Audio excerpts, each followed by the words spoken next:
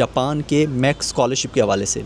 ये ना सिर्फ जापान का बल्कि दुनिया का एक one of the best fully funded scholarship है जो कि ऑफ़र किया जाता है बैचलर, मास्टर्स और पीएचडी के लिए, और इसमें आप बगैर आइट्स के अप्लाई कर सकते हैं। और ये एक फुली फंडेड स्कॉलरशिप है जिसमें आपकी कोई भी ट्यूशन फ़ी नहीं होती। उसके अलावा आपको मंथली स्टाइपेंड मिलता है, उसके अलावा आपको ट्रैवलिंग अलाउंस वगैरह भी मिलता है। बेसिकली इसमें अप्लाई करने के दो तरीके होते हैं, एक होता है एम्बेसी ट्रैक, दूसरा होता है यूनिवर्सिटी ट्रैक। अस्सलाम वालेकुम दोस्तों, उम्मीद करता हूँ आप सब लोग खैरियत से होंगे। My name is Mudassar Chaudhary and I am a PhD student. दोस्तों आज की ये वीडियो बहुत ही इंपॉर्टेंट होने वाली है। उसकी वजह यह है कि आज की इस वीडियो में मैं बात करने वाला हूँ जापान के मैक्स स्कॉलरशिप के हवाले से। ये ना सिर्फ जापान का बल्कि दुनिया का एक one of the best fully funded scholarship है जो कि ऑफ़र किया जाता है बैचलर, मास्टर्स और पीएचडी के लिए, और इसमें आप बगैर आइट्स के अप्लाई कर सकते हैं। और ये एक फुली फंडेड स्कॉलरशिप है जिसमें आपकी कोई भी ट्यूशन फ़ी नहीं होती। उसके अलावा आपको मंथली स्टाइपेंड मिलता है, उसके अलावा आपको ट्रैवलिंग अलाउंस वगैरह भी मिलता है। तो आज की इस वीडियो में मैं आपको बताने वाला हूं कि यूनिवर्सिटी ट्रैक में आप किस तरीके से अप्लाई कर सकते हैं। बेसिकली इसमें अप्लाई करने के दो तरीके होते हैं, एक होता है एम्बेसी ट्रैक, दूसरा होता है यूनिवर्सिटी ट्रैक। इससे पहले मैंने एक वीडियो बनाई थी, वो मैंने एम्बेसी ट्रैक के हवाले से बनाई थी, जिसमें आप एम्बेसी के थ्रू अप्लाई करते हैं। और उसकी जो डेडलाइन थी वो मास्टर्स पीएचडी के लिए मई में थी और बैचलर के लिए जून में थी। लेकिन अभी आने वाले मंथ्स में ओपन होगा यूनिवर्सिटी ट्रैक, यानी कि आप यूनिवर्सिटी ट्रैक के थ्रू अप्लाई कर सकेंगे, यानी कि आपने डायरेक्ट यूनिवर्सिटी में अप्लाई करना होता है।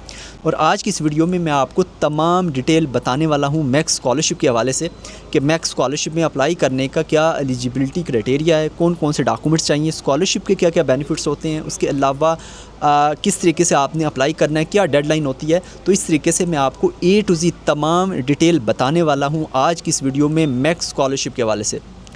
और अगर आपने अभी तक हमारा चैनल सब्सक्राइब नहीं किया तो इसको लाजमी सब्सक्राइब कर लें, ताकि आने वाले दिनों में जितने भी अपडेट्स हैं वो आपको टाइमली मिलती रहें।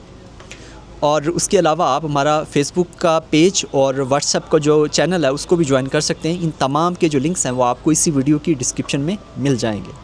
सबसे पहले अगर बात करें एलिजिबिलिटी क्राइटेरिया की, तो जो एलिजिबिलिटी क्राइटेरिया है वो वेरी कर सकता है यूनिवर्सिटी टू यूनिवर्सिटी। बेसिकली दो अदारे हैं, एक है स्कॉलरशिप वाली जो बॉडी है या इंस्टीट्यूशन, और दूसरी तरफ यूनिवर्सिटीज़ हैं।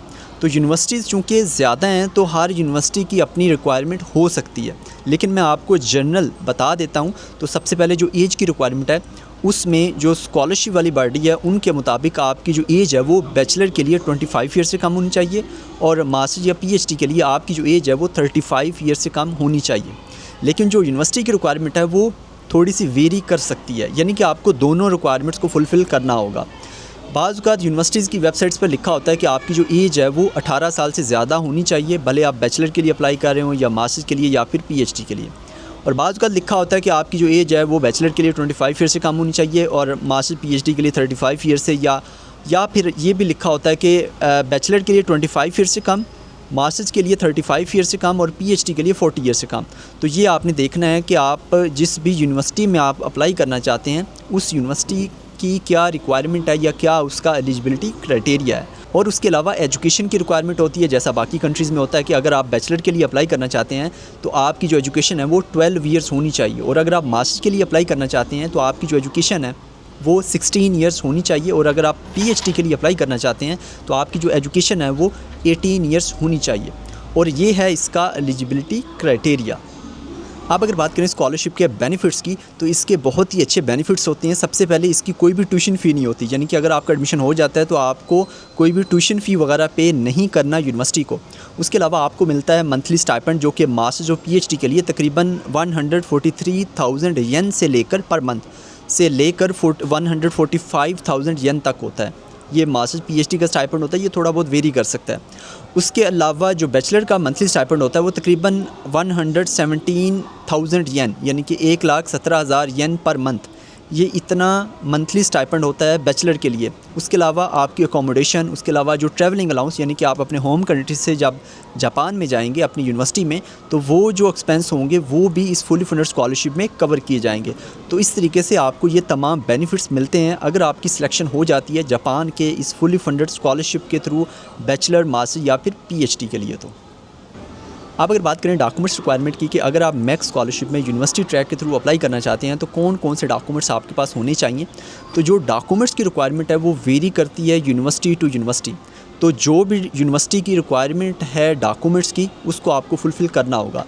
तो मैं आपको कुछ जनरल डॉक्यूमेंट्स बता देता हूँ जो कि मेजॉरिटी यूनिवर्सिटीज़ में सेम है। तो उसमें सबसे पहले पासपोर्ट होना चाहिए आपके पास, ये एक कंपलसरी डॉक्यूमेंट है। सेकंड नंबर पर आपके पास एक अच्छी सी CV बनी हो। थर्ड नंबर पर आपके पास रिसर्च प्रपोजल होना चाहिए, specially for masters and for PhD। उसके अलावा चाहिए आपको एजुकेशनल डॉक्यूमेंट्स, यानी कि आपकी जितनी भी प्रीवियस डिग्रीज़ हैं, ट्रांसक्रिप्ट वगैरह हैं, वो आपके पास होनी चाहिए। उसके अलावा आपको चाहिए इंग्लिश प्रोफिशिएंसी लेटर, जो कि बनेगा आपकी प्रीवियस यूनिवर्सिटी से। और यहाँ पर एक और बहुत इंपॉर्टेंट पॉइंट वो ये कि चंद एक यूनिवर्सिटीज़ ऐसी हैं जिसमें IELTS कंपलसरी है। ज़्यादातर यूनिवर्सिटीज़ में आप इंग्लिश प्रोफिशिएंसी लेटर के साथ भी अप्लाई कर सकते हैं। उसके अलावा आपको चाहिए लेटर ऑफ़ रिकमेंडेशन, जो कि बनेगा आपकी प्रीवियस यूनिवर्सिटी से, जिनसे आपने पढ़ा है, जिन प्रोफेसर से, जिन टीचर से आप उनसे बनवा सकते हैं। उसके अलावा कुछ यूनिवर्सिटीज़ में जो लेटर ऑफ़ मोटिवेशन है या मोटिवेशनल लेटर जिसको कहते हैं, या पर्सनल स्टेटमेंट या फिर SOP स्टेटमेंट ऑफ पर्पज़, ये भी हो सकता है। बल्कि ज़्यादातर यूनिवर्सिटीज़ में इन तीनों डॉक्यूमेंट्स में से कोई एक डॉक्यूमेंट होगा, और कुछ अदर डॉक्यूमेंट्स भी हो सकते हैं। तो ये कुछ जनरल डॉक्यूमेंट्स हैं जो कि ज़्यादातर यूनिवर्सिटीज़ में ये चाहिए होते हैं, इनमें से मेजॉरिटी। तो बाकी जो है वो जो डॉक्यूमेंट्स की रिक्वायरमेंट है वो वेरी कर सकती है यूनिवर्सिटी टू यूनिवर्सिटी। तो ये थे कुछ डॉक्यूमेंट्स अगर आप मैक्स स्कॉलरशिप में अप्लाई करना चाहते हैं यूनिवर्सिटी ट्रैक के थ्रू। तो अब अगर बात करें कि आपने किस तरीके से अप्लाई करना है, जो कि बहुत ही इंपॉर्टेंट पॉइंट है, इसको आपने अच्छे से समझ लेना है। मैक्स स्कॉलरशिप में अप्लाई करने के दो तरीके होते हैं, एक होता है एम्बेसी ट्रैक, दूसरा होता है यूनिवर्सिटी ट्रैक। एम्बेसी ट्रैक जो कि नाम से ही ज़ाहिर है कि आपने एम्बेसी के थ्रू अप्लाई करना है। दूसरा तरीका यूनिवर्सिटी ट्रैक, इसमें भी नाम से ही ज़ाहिर है कि आपने डायरेक्ट यूनिवर्सिटी में अप्लाई करना है। तो जो एम्बेसी ट्रैक है मैक्स स्कॉलरशिप के लिए, उसकी डेडलाइन मैंने आपको पहले बताई थी, जो कि गुज़र चुकी है। मई में थी मास्टर PhD के लिए आई थिंक, और बैचलर के लिए 6 जून, कुछ इस तरीके से डेडलाइन थी। तो वो डेडलाइन गुज़र चुकी है। अभी आप यूनिवर्सिटी ट्रैक के लिए अप्लाई कर सकते हैं। और इसमें जो एम्बेसी ट्रैक है उसकी जो डेडलाइन है वो वेरी करती है कंट्री टू कंट्री, यानी कि जो भी कंट्री है उसमें जो जापान की एम्बेसी है वो डिसाइड करती है कि उसकी क्या डेडलाइन होगी। तो ये यानी कि वेरी करती है कंट्री टू कंट्री। जबकि जो यूनिवर्सिटी ट्रैक है उसमें डेडलाइन वेरी करती है यूनिवर्सिटी टू यूनिवर्सिटी। और इसमें जो अप्लाई करने का तरीका है उसमें एम्बेसी ट्रैक में तो आप अपने जो डॉक्यूमेंट्स हैं वो सबमिट करते हैं एम्बेसी में, जबकि जो यूनिवर्सिटी ट्रैक है इसमें आपने अपने डॉक्यूमेंट्स भेजने होते हैं यूनिवर्सिटी को। और एक और इम्पॉर्टेंट पॉइंट, अभी वीडियो बनाने का पर्पज़ भी ये था कि आप अभी से ईमेल्स करें प्रोफेसर्स को एक्सेप्टेंस लेटर के लिए। बेहतर तरीका ये है कि आप ईमेल करें प्रोफेसर्स को एक्सेप्टेंस लेटर के लिए, आपको एक्सेप्टेंस लेटर मिल जाए, फिर उसके बाद आप यूनिवर्सिटी ट्रैक के लिए अप्लाई करें। जबकि एम्बेसी ट्रैक में ऐसा नहीं होता। आपने एम्बेसी ट्रैक में अगर आप अप्लाई करते हैं तो उसमें आपने अपने जो डॉक्यूमेंट्स हैं वो आपने डायरेक्ट एम्बेसी को सबमिट करने होते हैं। जबकि जो यूनिवर्सिटी ट्रैक होता है उसमें आपने पहले ईमेल्स करनी है प्रोफेसर्स को एक्सेप्टेंस लेटर के लिए। एक्सेप्टेंस लेटर लेने के बाद आपने अप्लाई करना है यूनिवर्सिटी के पोर्टल पर, जो भी उस यूनिवर्सिटी में अप्लाई करने का तरीकाकार है। वो हो सकता है कि वो कहें कि ये ऑनलाइन पोर्टल है, यहाँ पर अपनी एप्लीकेशन सबमिट कर दो। हो सकता है कि यूनिवर्सिटी ये कहे कि आप अपने डॉक्यूमेंट्स हमारे यहाँ वाया कोरियर भेज दो, या जो भी तरीकाकार है, या कोई गूगल फॉर्म होगा, या जो भी तरीकाकार है आपने उसके थ्रू आपने यूनिवर्सिटी में अप्लाई करना है। फिर उसके बाद यूनिवर्सिटी अगर आपको सिलेक्ट करती है तो फिर उसके बाद यूनिवर्सिटी आपकी जो प्रोफाइल है वो स्कॉलरशिप कमेटी को भेजती है, जो कि मैक्स्ड है। तो उनको भेजेगी, तो वो फिर डिसाइड करेंगे कि स्टूडेंट को सिलेक्ट करना है या नहीं करना है। यानी कि दो इंस्टीट्यूशंस हैं, पहले यूनिवर्सिटी, उसके बाद फिर आपकी जो स्कॉलरशिप वाली जो बॉडी है, यानी कि पहले एडमिशन, उसके बाद फिर स्कॉलरशिप के लिए सिलेक्शन।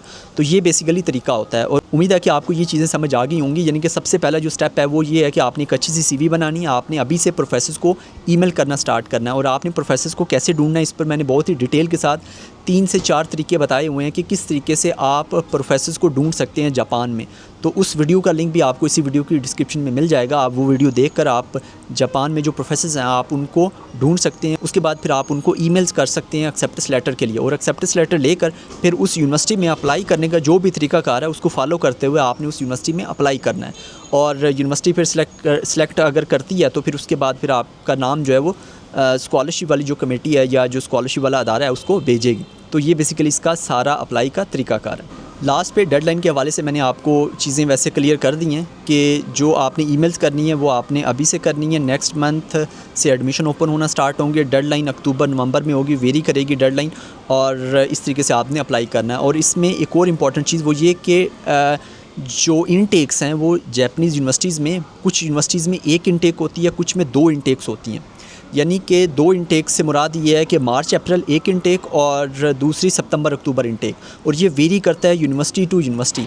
यूनिवर्सिटी चाहे तो आपको सिलेक्ट कर सकती है मार्च अप्रैल इंटेक के लिए मैक्स स्कॉलरशिप के थ्रू। यूनिवर्सिटी अगर ऑफ़र कर रही है तो, यानी कि वो प्रोग्राम मार्च अप्रैल इंटेक के लिए ऑफ़र कर रही है तो वो सिलेक्ट कर सकती है। और ये आपको यूनिवर्सिटी की वेबसाइट से पता चलेगा कि इस यूनिवर्सिटी में कितनी इंटेक्स हैं, यानी कि क्या एक ही इंटेक है या फिर 2 इंटेक्स हैं। और उसके अलावा एक और इम्पॉर्टेंट चीज़ कि कुछ यूनिवर्सिटीज़ को जब आप ईमेल करते हैं तो वो कहते हैं कि हम जो है वो यूनिवर्सिटी ट्रैक के थ्रू मैक्स स्कॉलरशिप के लिए स्टूडेंट्स नहीं लेते, हम सिर्फ एम्बेसी ट्रैक के थ्रू लेते हैं। तो ये भी एक इम्पॉर्टेंट पॉइंट है। तो अगर आप ईमेल करें प्रोफेसर को एक्सेप्टेंस लेटर के लिए और वो आपको ये कहे कि मैं आपको जो एम्बेसी ट्रैक है उसके थ्रू सेलेक्ट करूँगा, तो फिर आपको नेक्स्ट ईयर जो मैंने आपको डेडलाइंस बताई हैं इसी के अकॉर्डिंग आपने दोबारा से प्रोफेसर को ये कहना है कि मैं चलें नेक्स्ट ईयर मैं अप्लाई कर दूँगा एम्बेसी ट्रैक के थ्रू। तो ये कुछ डिटेल थी, कुछ इन्फॉर्मेशन थी, साथ में मैंने कुछ जो फ्रीक्वेंटली आज क्वेश्चन है उनको भी मैंने क्लियर कर दिया। आर्ट्स के हवाले से भी मैंने आपको बता दिया। उम्मीद है कि आपके लिए ये वीडियो काफ़ी हेल्पफुल होगी। और ये थी आज की वीडियो। अगेन, अगर आपने हमारा चैनल अभी तक सब्सक्राइब नहीं किया है तो इसको लाजमी सब्सक्राइब कर लें ताकि आने वाले दिनों में जितनी भी अपडेट्स हैं वो आपको टाइमली मिलती रहें। और अगर आपका फिर भी कोई भी सवाल हो तो आप इस वीडियो के नीचे कमेंट कर सकते हैं। उसके अलावा दुआ में लाजमी याद रखिएगा। मिलते हैं इंशाल्लाह नेक्स्ट वीडियो में। अल्लाह निगहबान।